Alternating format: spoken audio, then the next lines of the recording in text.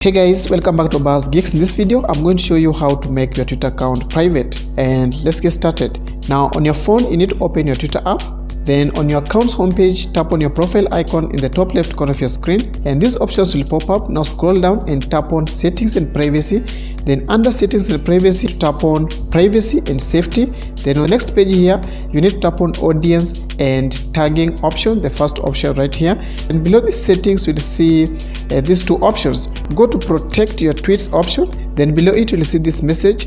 When this feature is turned on, current followers and people you approve in the future will be able to see your tweets. Now when this feature is turned off, this button right here will be in gray color. Now you need to tap on this button right here and it will turn on to blue color. Then from there guys, people you approve in the future will be able to see your tweets. So guys, that's how you can make your Twitter account private. So thank you so much for watching. If you found this video useful, please don't forget to leave a like, subscribe if you're new, and I'll see you in the next video. Bye bye.